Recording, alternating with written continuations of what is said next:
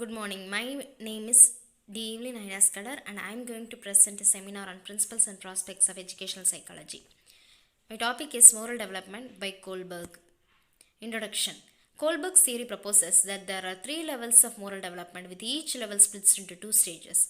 He suggested that people move through these stages in a fixed order and that moral understanding is linked to cognitive development.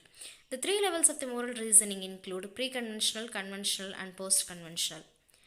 This is the timeline of Kohlberg. He was born in New York. He was studied at Chicago University. He begins his doctoral work at 1949 and he died at the age of 59. Theory of moral development. Kohlberg agreed with Piaget's theory of moral development in principles but wanted to develop his ideas further. He used Piaget's storytelling technique to tell people stories involving moral dilemmas. In each case, he presented a choice to be considered, for example, between the right of some authority and the needs of some deserving individual who is being unfairly treated. He focused on the development of the moral judgment in children rather than their actions. By investigating their responses to the structured situations or dilemmas presented to them, he concluded that about 11 to 12 years, the children became capable of judging in any act in terms of the intention behind it. But the children below the age of 12 judge actions based only on their emotions. But after the age of 12, they developed qualities like compromising, tolerating, and forgiving. He also believed, like Piaget, the twin process of assimilation and accommodation find place in the moral development too.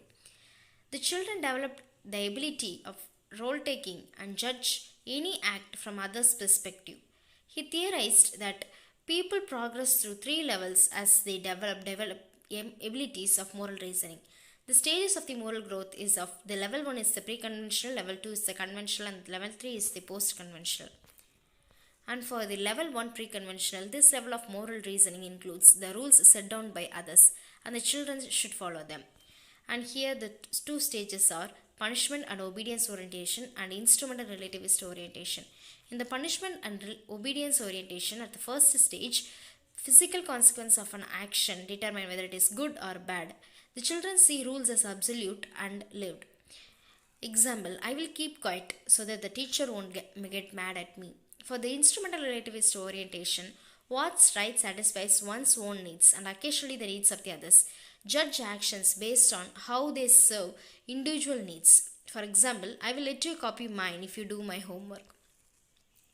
For level 2, conventional, at this level of individual adopts rules and sometimes subordinates his own needs to the needs of the group.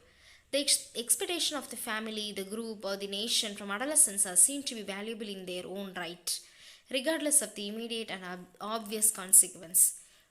For the stage 3, good boy and good girl orientation, good behavior is what pleases others and is approved by them. One earns approval by being nice. For example, I will buy that dress so that my friends will like me. For stage 4, law and order orientation. Law and order orientation means performing one's own duty properly, showing respect for authority and maintaining the given social order for its own sake. For example, you should not cut the class because it's against school rules. For the level 3, it's post-conventional. People look beyond convention to determine moral norms and appropriate social interactions. Judgment is based on self-chosen principles.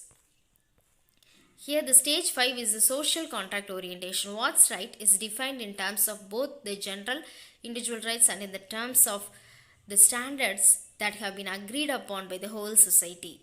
For example, it's their own decision, we should just respect that. For the stage 6, universal ethics principle orientation, what's right is defined by the decision of the conscience according to the self-chosen ethical principle. These principles are abstract and ethical, not specific moral prescription. For example, if abortion became legal in our country, I will be one of the people who will be against it because it's against God's law. The limitation is the focus. Its focus is on reasoning rather than the actual behavior. It is common observation that children of various ages exhibit undesirable behavior while copying friends' answer books or tallying answers during the exams, while the invigilator is not around. He or she discourages those children who behave honestly in every case and discourages those very few who behave dishonestly. It shows that children's moral reasoning and the moral behavior may be quite weak. Children may have learned to say certain things about moral decision at various ages, but what they do is different. Conclusion.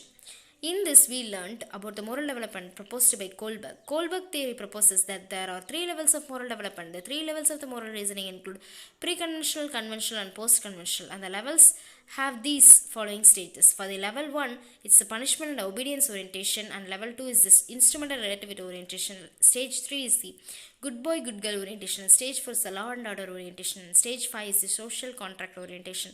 And stage 6 is the universal ethics principle orientation. One of the major limitations of this theory is its focus on reasoning rather than on the actual behavior. These are my references. Thank you.